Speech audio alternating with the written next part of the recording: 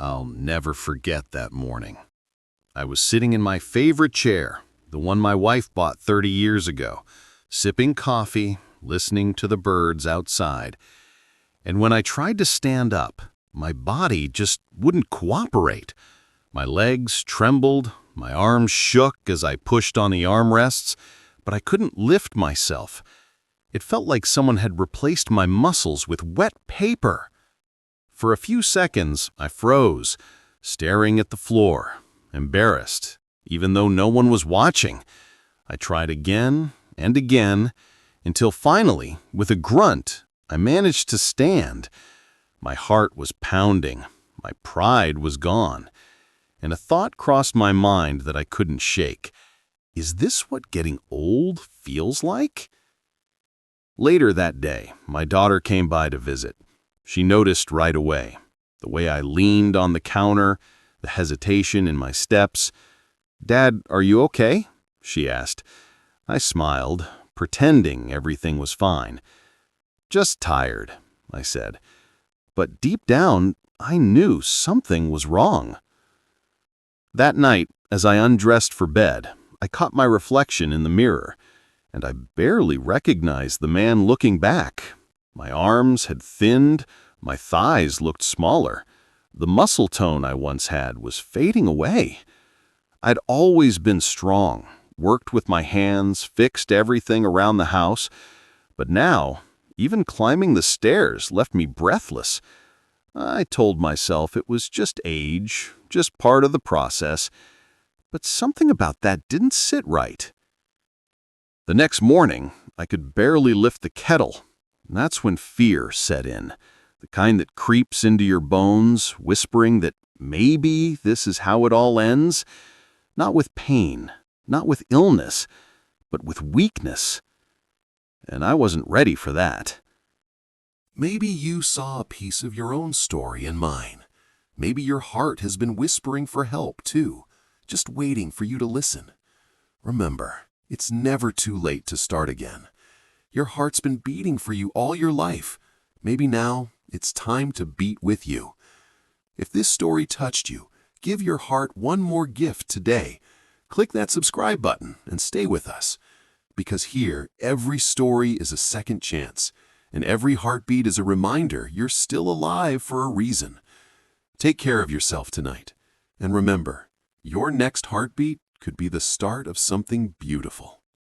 Days turned into weeks, and things just got worse. I started avoiding the stairs completely. Instead of going to the store, I ordered groceries online.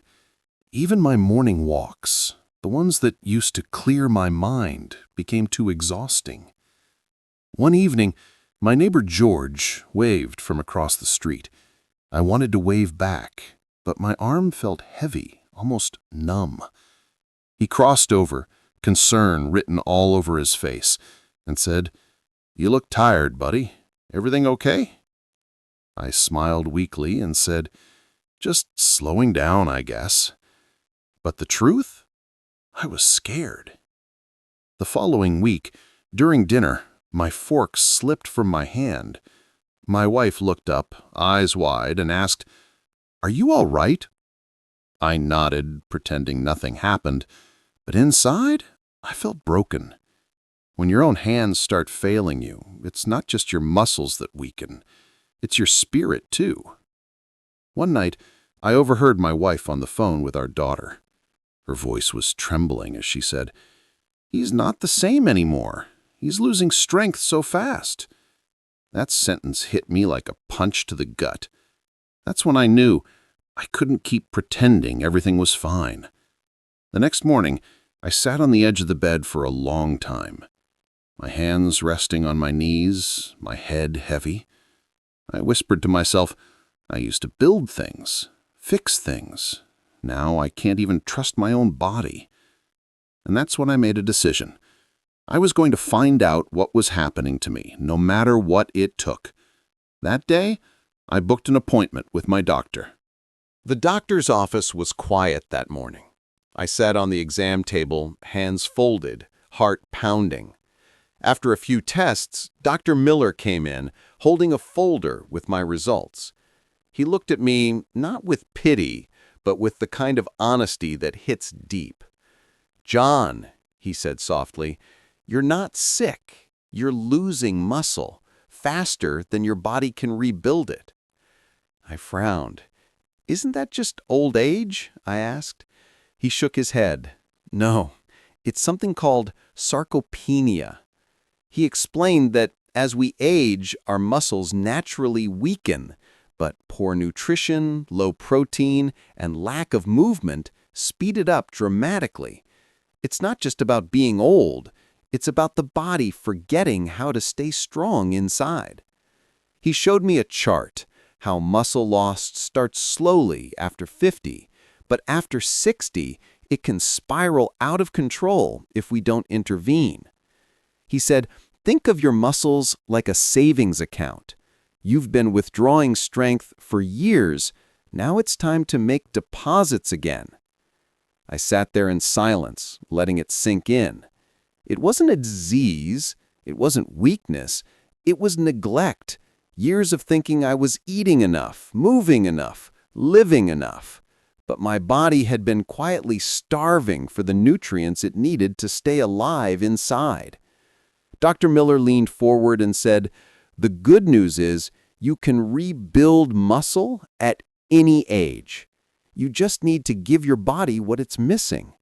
He wrote a list on a notepad: lean protein, omega-3s, vitamin D, magnesium, and something called leucine, an amino acid that sparks muscle repair. He also told me to start small strength exercises, not gym workouts, just simple resistance bands and daily walks. I walked out of that office with a strange mix of fear and hope. For the first time in months, I didn't feel doomed. I felt challenged. Maybe this wasn't the end of my strength. Maybe it was the beginning of getting it back. If this story touched your heart, don't let it end here. There's hope, healing, and strength waiting, no matter your age. Subscribe now and join thousands of seniors rediscovering the power of a healthy mind and body, one story at a time. Because growing older doesn't mean slowing down. It means getting wiser, stronger, and more alive than ever. Thank you for watching. And remember, your best years are still ahead of you. The first few days were the hardest. I stood in my living room, staring at the resistance band Dr. Miller gave me. Just a thin piece of rubber, but it felt like a mountain to climb. My arms trembled as I pulled it. My legs burned after 5 squats. But I kept going. I changed my breakfast, swapped toast for eggs and Greek yogurt, added a handful of almonds, and took a small vitamin D capsule. At first, I didn't notice much, but after a week, I felt something different. Not strength, not yet, but energy, like a spark was returning somewhere deep inside. Every morning, I wrote down what I ate and how I moved, just like the doctor suggested. Protein with every meal, more water, a few steps extra each day. It wasn't easy, but the routine gave me purpose again. I wasn't waiting for age to decide for me anymore. I was taking back control. By the second month, something remarkable happened. I stood up from my chair and realized I didn't need to push off the armrest. For a moment, I just stood there, still, proud, a tear in my eye.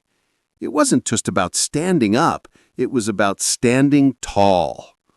My wife noticed it first. She smiled and said, "You're walking later these days." I laughed, replying, "Maybe it's the almonds." But inside, I knew it was everything.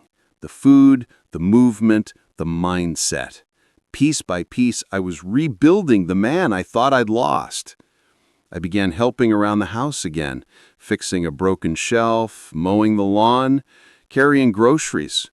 Each small task became a quiet victory. And every night, as I fell asleep, I whispered to myself, "You're getting stronger." Because this time, I believed it.